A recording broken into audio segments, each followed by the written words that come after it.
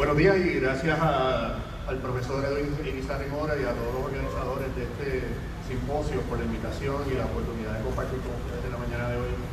Para mí es particularmente importante estar aquí. Mi señora madre, que falleció hace poco más de un año, fue por mucho tiempo maestra de las escuelas católicas de Puerto Rico, llegando a ser superintendente de la Arquidiócesis de San Juan. Y en mi casa se hablaba básicamente todo el tiempo sobre la doctrina social de la Iglesia y lo que eso significaba. Y me da mucho orgullo, un placer estar aquí y espero no decepcionar a mami. Hablar sobre la desigualdad se ha puesto de moda. Este concepto que ha sido objeto de análisis por lo menos desde el final del siglo XVIII ha cobrado importancia durante la pasada década debido a la crisis financiera del 2008 y más recientemente la elección del presidente Donald Trump. Si examinamos la desigualdad a través del lente de la economía neoclásica, o la economía clásica, esbozada por David Ricardo y otros, la desigualdad, según ellos, es necesaria para el crecimiento económico. Personas con algunos ingresos tienden a ahorrar más, lo cual estimula la acumulación de capital y el crecimiento económico. Por otro lado, si miramos este fenómeno desde la perspectiva neoclásica, favorecida por Stuart Mill y otros filósofos, la desigualdad no es importante para entender el proceso de crecimiento económico, ya que la distribución de las riquezas depende de las leyes y las costumbres de la sociedad y no de la economía. Pero si la miramos desde la perspectiva ortodoxa, digamos, desarrollada por Simon Kuznets, encontramos que la desigualdad fluctúa de forma predecible según se desarrolla una sociedad. Sociedades extremadamente pobres tienden a tener poca desigualdad debido a que casi toda la población vive al nivel de subsistencia. Pero las sociedades en proceso de industrialización tienen más desigualdad por dos razones. Los ingresos en la manufactura son más altos que en la agricultura y la diferenciación o segmentación entre los obreros industriales genera diferencias salariales. Finalmente, las sociedades postindustriales tienden a reflejar menos desigualdad debido a políticas redistributivas y mayor acceso a la educación. Kuznets propone que la desigualdad a través del tiempo se refleja en una curva en forma de U invertida. Según su hipótesis, la desigualdad tiene que aumentar antes de que se pueda reducir. Sin embargo, más de 50 años de investigación económica ha generado evidencia mixta sobre la validez de esta hipótesis. El fenómeno de la curva de U invertida se observa solo en algunos países durante algunos periodos de tiempo. Y de hecho, la desigualdad ha aumentado recientemente en los países desarrollados, especialmente en Estados Unidos. Esta gráfica demuestra la porción del ingreso que recibe el 10% más rico en Estados Unidos. Es una serie de tiempo desde 1917 hasta el 2017. Tenemos 100 años de datos aquí. Esta data la produce Thomas Piketty y Manuel Sáez. Está disponible en el website especialmente de Manuel Sáez en la Universidad de Berkeley, para aquellos que quieran verlo. Se basa básicamente en el ingreso antes de pagar impuestos e incluye las ganancias de capital realizadas y excluye las transferencias gubernamentales. Lo que significa eso, en arroz y habichuela, es que esta es la distribución pura del ingreso en el mercado. Antes de que las personas paguen impuestos y antes de que el gobierno haga transferencias a distintos grupos sociales. Como vemos, la desigualdad ya para el 2017, el 10% más rico en Estados Unidos estaba recibiendo básicamente 50% de todo el ingreso de la sociedad, lo cual los pone básicamente a niveles de la Gran Depresión, no se veía ese nivel desde los años 20, y vemos precisamente, aunque esto no es una medida de desigualdad como tal, si se fijan, lo que vemos es una U regular, en vez de la U invertida, que esperaríamos ver a través de Kuznets. La reducción significativa que surge después de la Segunda Guerra Mundial y que se mantiene hasta los mediados de los 70, se debe a una serie de factores, mayormente de política pública, que afectaron la distribución de ingresos específicamente en esos años. Comenzando a finales de los 70, pues ya empezamos a ver el fenómeno de reducir las tasas contributivas, menos personas perteneciendo a uniones, la desregulación de la economía, lo cual tiende entonces a llevarnos a un aumento en esta distribución. Yo creo que es imposible determinar que esta distribución, que es la que surge puramente del mercado en Estados Unidos, el mercado salarial y la ganancia de capital, se pueda describir como justa bajo cualquier definición. Y no solamente está aumentando el porcentaje del 10, el share del 10%, sino que dentro del 10%, el 1% más rico, que es la línea negra en esta gráfica, está aumentando relativo a los otros componentes del 10%. La línea roja refleja ingresos entre $130,000 y $190,000 anuales en 2017 y refleja del 10% al 5% de los ingresos mayores. La línea azul es del 5 al 1%, que son ingresos entre $190,000 a $460,000, y el 1%, que es la línea negra, representa los ingresos por encima de $460,000. Vuelvo y repito, esta es la misma serie que presenté en la laminilla anterior, es ingreso antes de impuestos, incluyendo ganancias de capital realizadas y excluyendo transferencias gubernamentales. Lo cual nos lleva a indicar también que no solamente ese 10% está recibiendo una porción mayor, sino que dentro del mismo 10% está aumentando la desigualdad. El consenso contemporáneo entre los economistas parece ser que la desigualdad no es necesariamente buena para el crecimiento económico y se ha generado evidencia relativamente robusta que favorece la conclusión opuesta. Siguiendo esta línea de pensamiento, Joseph Stiglitz, entre otros economistas, encuentra que las diferencias extremas en la distribución de ingresos y la riqueza afectan el crecimiento económico a través de diversos vectores. El primero, y tal vez el más obvio, es el acceso desigual a la educación de calidad. En los países con altos niveles de desigualdad, las personas con bajos ingresos no tienen la oportunidad de desarrollar sus talentos a plenitud, ni el acceso a las redes sociales, y cuando hablo de redes sociales no me refiero a Twitter, me refiero a los social networks, que los ayudan a navegar el mercado laboral. Esto reduce la inversión en capital humano y por ende se limita el crecimiento económico. Otro vector opera a través del impacto de la desigualdad sobre la demanda agregada.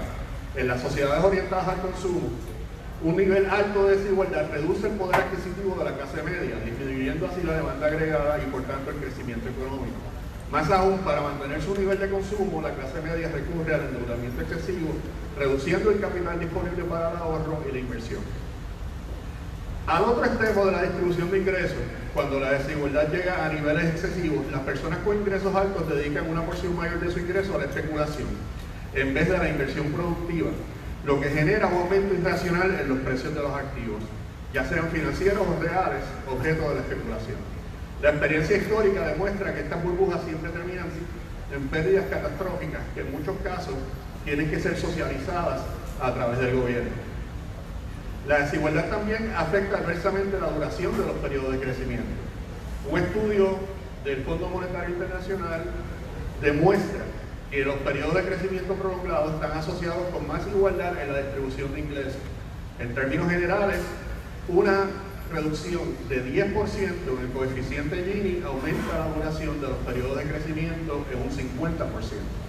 Por ejemplo, si la desigualdad en la distribución de ingresos entre América Latina y Asia se redujera por la mitad, la duración de los periodos de crecimiento en América Latina se duplicaría. Más allá de su impacto en el desarrollo económico, la desigualdad afecta adversamente la estructura de oportunidades sociales, o lo que Max Weber llamaba life chances. Esto a través de su impacto adverso sobre otras variables sociales, tales como los niveles de confianza social, la incidencia criminal, la movilidad social, la incidencia de enfermedades mentales, la expectativa de vida, la mortalidad infantil, la obesidad, la incidencia de embarazos entre adolescentes y el desempeño educativo de los niños. Esta gráfica refleja, esto lo construyeron dos profesores de Inglaterra, de una escuela, Wilkinson y Pickett. Ellos no son economistas, trabajan en una escuela de salud pública. Ellos construyeron un índice de bienestar social que incluye desde expectativa de vida, mortalidad infantil, homicidios, tasa de encarcelamiento, embarazo de adolescentes, obesidad, etc. Y lo ponen como la variable dependiente en esta gráfica. La variable dependiente es el ingreso nacional y no encuentran una relación estadísticamente significativa. Como ven, no se ve ningún patrón, por lo menos en los países, como ellos dicen, con altos niveles de ingresos. Sin embargo, cuando cambiamos la variable independiente a una medida de desigualdad, mire cómo cambia la gráfica. Son los mismos países, es el mismo índice, pero entonces se refleja una relación mucho más clara. Ojo, no estoy diciendo que la pobreza no importa. Eso no es lo que estoy diciendo. Lo que estoy diciendo es que la pobreza y la desigualdad ambos tienen impactos sociales adversos, pero aún si resolviéramos, por ponerlo así, o redujéramos significativamente el nivel de pobreza en la sociedad, si mantenemos un nivel de desigualdad relativamente alto, todavía tendríamos muchos problemas sociales. Y los sociólogos están empezando a estudiar los canales a través de los cuales la desigualdad afecta todos estos variables sociales independientemente de la pobreza. Aquí vemos en Estados Unidos también, esto es para Estados Unidos, para los 50 estados, la relación bastante clara entre mayor la desigualdad, mayor la tasa de deserción escolar en los Estados Unidos. Y lo mismo se ve que la relación no es tan cercana a la línea, es un poco más dispersa, pero de todas maneras se nota claramente el sesgo, donde los embarazos de adolescentes tienden a ser mayor en países con altos niveles de desigualdad. El punto mayor allá arriba, que está totalmente fuera de la línea, el outlier, es Estados Unidos, donde tiene un nivel de desigualdad extremadamente alto relativo a la muestra de otros países y un nivel de embarazo relativamente alto. Esto es entre niñas de 15 a 19 años. Está por ahí.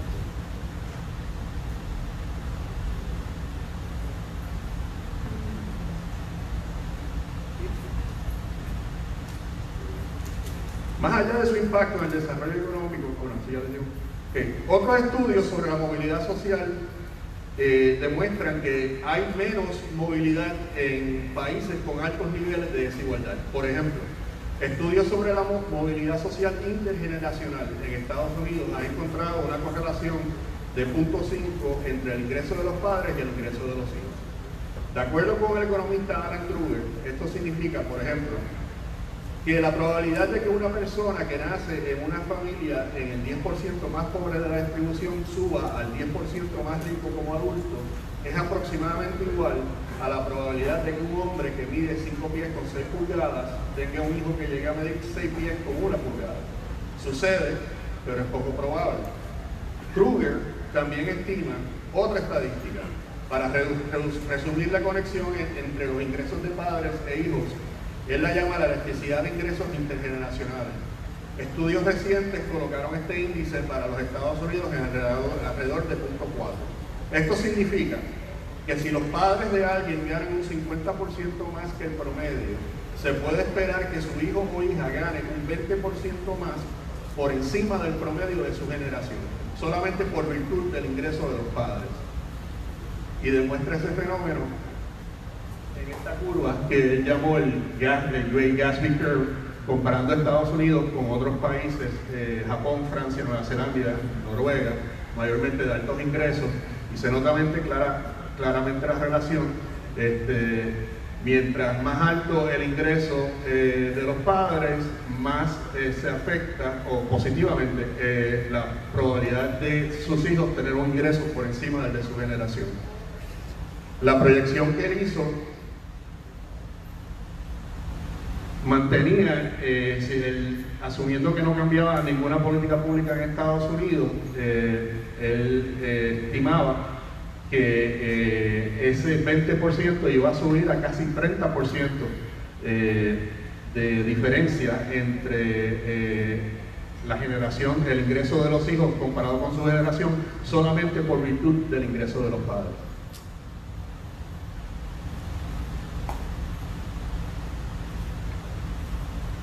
Y finalmente, en términos políticos, los países con altos niveles de desigualdad, por lo general, esto no es nuevo, sufren mayor inestabilidad política, lo que reduce los incentivos para invertir. En estos países también existe una profunda desconfianza en las instituciones gubernamentales, ya que se perciben como subordinadas a los intereses de la clase dominante. Ahora bien, aquí en Puerto Rico, ¿dónde estamos? Y quisiera hacer una encuesta breve. Si miramos el 20% más rico de los hogares en Puerto Rico, ¿qué por ciento del ingreso anual,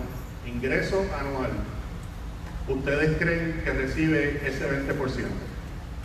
Cualquiera que se atreva. Aquí estamos todos en familia. ¿Cuánto? ¿Cuánto?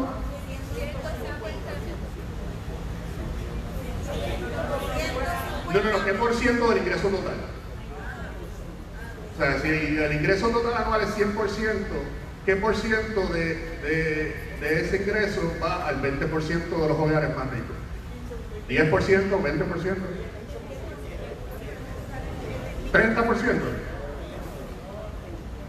Bueno, según los números de la American Community Survey, el 20% más rico en Puerto Rico, que es aquí, recibe 56.97% del ingreso anual en Puerto Rico. Esta gráfica, esta tabla, tiene información del American Community Survey para los últimos 5 años. Básicamente se dividen los hogares en Puerto Rico en grupos de 20%. El 20% más bajo recibe, antes de transferencias gubernamentales, 1.5% del ingreso. El 20% más rico recibe 57% y el 5% más rico recibe casi 27%.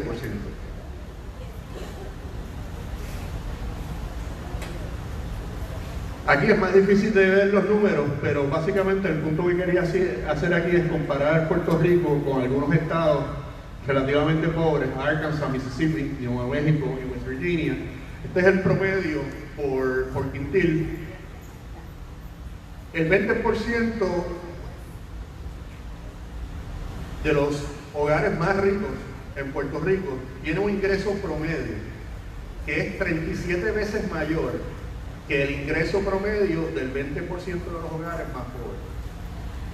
Vuelvo y repito, esto es del American Community Survey, promedio de los últimos 5 años para smooth out, pues como es una muestra, hay errores.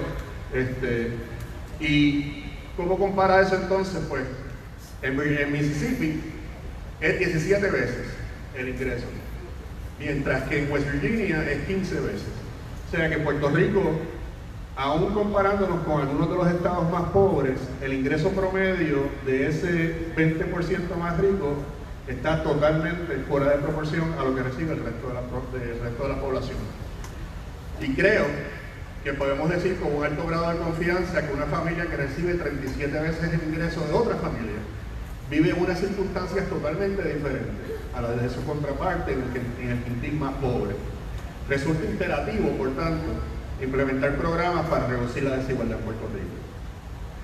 Y hago un alto aquí porque creo que lo que he narrado hasta ahora nos ofrece una oportunidad para explorar la naturaleza de las causas de la desigualdad, las cuales apuntan a su vez a distintas intervenciones de política pública. Como hemos visto, existen muchas teorías sobre la desigualdad, pero a grandes rasgos, y reconociendo que esto es una síntesis apretada, podemos dividir las teorías sobre sus causas en dos grandes grupos. Las teorías que enfatizan la conducta individual y las teorías que se enfocan en estructuras sociales. Las teorías que enfatizan el comportamiento individual usualmente analizan las actitudes, incentivos, decisiones y motivaciones personales para explicar la desigualdad. La teoría económica neoclásica es un buen ejemplo de esta escuela de pensamiento, ya que parte de la premisa de que todos somos individuos absolutamente libres y capaces de tomar decisiones en un contexto económico de libre mercado que nos ofrece una multiplicidad de opciones. En el lado opuesto se encuentran las teorías estructuralistas, mayormente o mejor representadas, digamos, por el marxismo clásico, que propone que un sinnúmero de barreras estructurales genera desigualdad de oportunidades, pobreza y conflicto social, a la vez que facilitan la presión de las clases pobres y la reproducción de esas estructuras por la clase capitalista.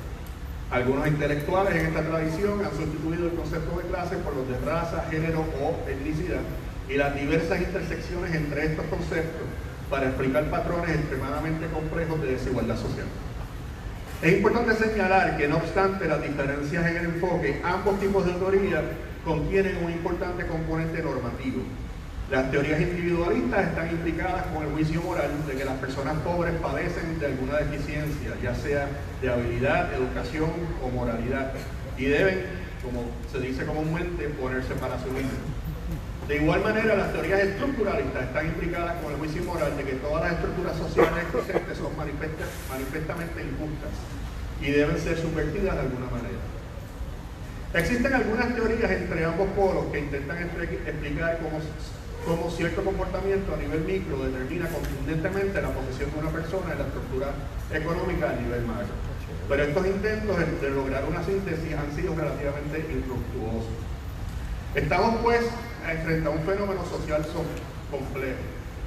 Lo que me sorprende es que en el discurso público sobre la desigualdad y la pobreza en Puerto Rico, lo que veo es un sesgo marcado hacia las teorías individualistas, dejando a un segundo plano la importancia de las estructuras sociales.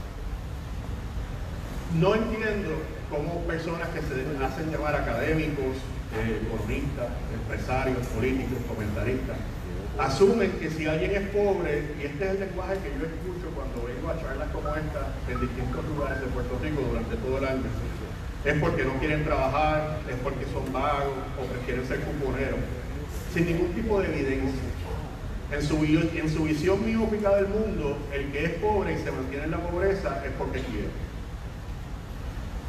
Para ser justos, también hay un grupo más pequeño, pero muy vocal, que adjudica todos los males sociales de Puerto Rico a factores puramente estructurales, ya sea el colonialismo, el capitalismo neoliberal, el individualismo salvaje, como si los puertorriqueños no tuviéramos ninguna agencia o autonomía moral o injerencia alguna sobre la trayectoria de nuestras vidas.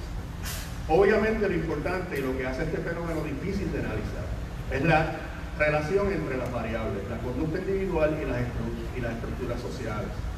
Y aquí es importante señalar que la doctrina social de la Iglesia, a partir de la encíclica de Rerum Novarum en 1891, trató de proponer lo que ellos llaman un third way, una tercera manera, una tercera teoría de cómo explicar la desigualdad social y cómo atenderla. Se llamaba distribucionismo. Esa teoría se explica no solamente desde Rerum Novarum, sino sigue a través de todas las encíclicas y en el compendio de la doctrina social de la Iglesia. Se me está acabando el tiempo, quiero moverme rápidamente a ofrecer algunas propuestas. Pero ¿cuál debe ser el objetivo de las políticas públicas? ¿Qué es lo que estamos buscando lograr cuando hablamos de reducir la desigualdad? Estamos hablando de igualdad de bienestar, igualdad de recursos, igualdad de oportunidades, igualdad de resultados, igualdad en acceso a bienes primarios, como decía John Rawls, o igualdad en las capacidades que son importantes para vivir una vida plena, como Amartya Sen. Desafortunadamente no tenemos el tiempo hoy para discutir a fondo este importante tema. Propongo, sin embargo, que utilicemos el siguiente thought experiment diseñado por James Stitchkin como guía para el diseño de políticas públicas para reducir la desigualdad. Esto es lo que dice Stitchkin, profesor en Stanford. No debería poder entrar en una sala de maternidad con bebés recién nacidos sanos y en función de la clase, raza, el sexo u otras características arbitrarias, poder predecir con un alto nivel de certidumbre las posibles posiciones en la sociedad de esos niños o niñas. Si uno puede predecir dónde terminarán las personas en la competencia, simplemente por conocer su raza, sexo o antecedentes familiares, entonces las condiciones bajo las cuales se han desarrollado y las motivaciones que han afectado su vida deben ser sumamente desiguales. Teniendo en mente este objetivo, podemos utilizar una matriz para distintas intervenciones de política pública para lograr lo que Michael Walzer llamaba una igualdad compleja. Hay distintos tipos de desigualdad, hay distintos tipos de necesidad de recursos en la sociedad, por lo tanto necesitamos distintas estrategias. Puede ser aumentando recursos internos, talentos y destrezas, proveyendo recursos externos, ya sea ingresos, riqueza, trabajo, cambiando estructuras sociales. Y 4 estrategias que llevan al desarrollo personal a través de la educación, servicios de salud, por ejemplo, compensación en efectivo a través de subsidios, transferencias, programas que proveen recursos que no necesariamente son en efectivo, acceso a internet, ayuda alimentaria, acceso a servicios de salud y desarrollo y protección del estatus de minorías y personas marginadas a través de cambios en la Constitución, leyes y reglamentos. Algunos de los programas ya los mencionó José.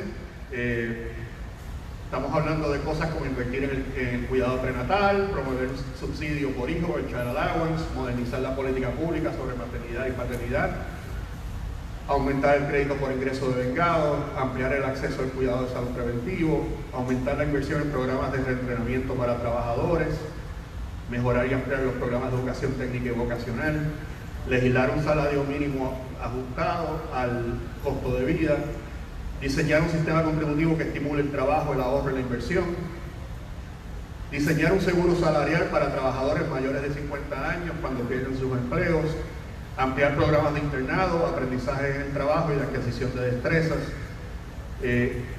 cambiar los modelos de gobernanza corporativa para incluir la participación de los empleados y de otros stakeholders en la corporación. Esta es solo una lista parcial de los programas que se pudieran implementar por el gobierno y la empresa privada para reducir la desigualdad. No es necesario implementarlos todos, como tampoco existe una regla fija para determinar la combinación óptima de programas para una sociedad en específico. Cada sociedad debe determinar cuál combinación es factible para esa sociedad, dadas las preferencias políticas de los ciudadanos, los recursos disponibles y la magnitud de la desigualdad social.